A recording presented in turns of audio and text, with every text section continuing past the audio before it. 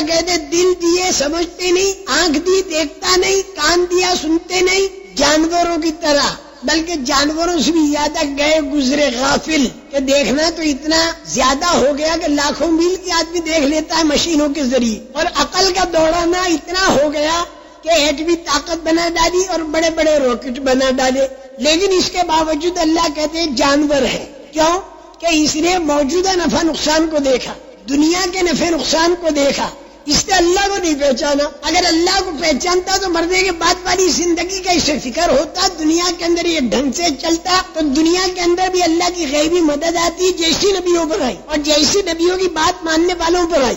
باوجود ہے کہ ساری فضا مخالف تھی، لیکن مخالف فضا میں اللہ پاک حق کی تربیت فرماتے، اور حق کی تربیت جب مخالف فضا میں ہو جاتی ہے اور حق وجود میں آ جاتا ہے تو پھر اللہ کی غیبی مدد آتی ہے، اور باطل جو ہے اللہ اس کی رسی کو ذرا ڈھیلی چھوڑ دیتے ہیں، باطل کی رسی کو اللہ ڈھیلی چھوڑ دیتے ہیں تاکہ خوب پھدکے، لیکن آخر میں اللہ پاک ایک جھٹکا لگا دیتے ہیں اور ان کے سارے دعوے ختم ہو جاتے ہیں۔ تو اللہ پاک یہ فرماتے ہیں باوجود ہے کہ اتنا دیکھا، اتنا سنا، اتنا سمجھا، لیکن اللہ اسے جانور کہتے ہیں۔ اصل انسان وہ ہے کہ جو گہری نگاہ سے دیکھ کر اللہ کو پہچانے، اللہ کے غیبی نظام کو سمجھے۔ رسول کریم صلی اللہ علیہ وسلم جو خبریں دیتے ہیں یہ خبریں بالکل پکی خبریں ہیں، چاہے دکھائی دیوے نہ دیوے۔ اس ایمان اور یقین کے ساتھ جو دنیا کے اندر آدمی زندگی بسر کرے گا کہ ہر مقام پر وہ یہ دیکھے گا کہ اس میں اللہ کی کیا خبر ہے اور رسول کریم صلی اللہ علیہ وسلم کی کیا خبر ہے، اس کو سامنے رکھ کر پھر آدمی چلے،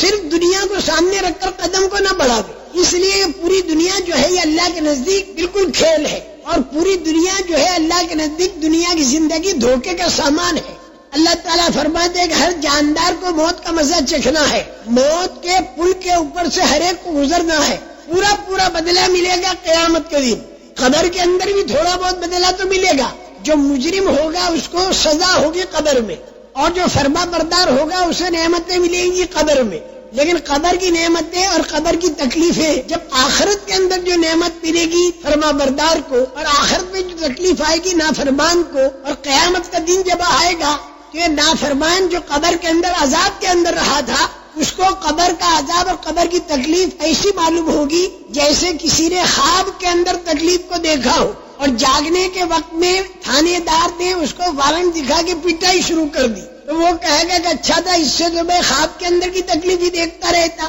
تو قیامت کے دن آدمی یوں کہے گا مجرم، ارے کون ہے جس نے ہم کو سونے کی جگہ سے جگا دیا اور اٹھا دیا؟ حالانکہ قبر کے اندر کیا سونے کی جگہ تھی، وہاں پر تو 70 اژدہے لگے تھے، اور ایک ایک اژدہا اتنا زہریلا تھا کہ زمین پر پھنکار مار دے تو 40 سال تک گھاس دانے کا اگنا بند ہو جائے، اور فرشتوں کی پٹائیاں تھی، اور آگ جلا رہی تھی، زمین دبا رہی تھی، اور یہ چیخ رہا تھا۔ لیکن قیامت کے دن کی تکلیف جو ہوگی وہ اس سے بھی زیادہ اتنی ہوگی کہ قبر کی تکلیف کو وہ یوں سمجھے گا جیسے خواب کی تکلیف۔ یہ وہ چیز ہے جس کا رحمان نے وعدہ کیا تھا۔ آپ کو تعجب ہے، رحمان اور پھر اتنا بڑا عذاب قیامت کے دن، اتنی بڑی سزا جو آنے والی تھی، رحمان کا یہ رحم تھا کہ دنیا کے اندر تیرے کو خبر دے دی تاکہ تو اس کی تیاری کر اس سے بچنے کی۔ یہ اس رحمان کی رحمت ہے کہ دنیا کے اندر تیرے کو خبر دے دی۔ سب سے پہلی بنیادی چیز جو ہے وہ اللہ رسول کے وعدوں کے اوپر یقین کا کرنا، ایمان کی طاقت کا حاصل کرنا،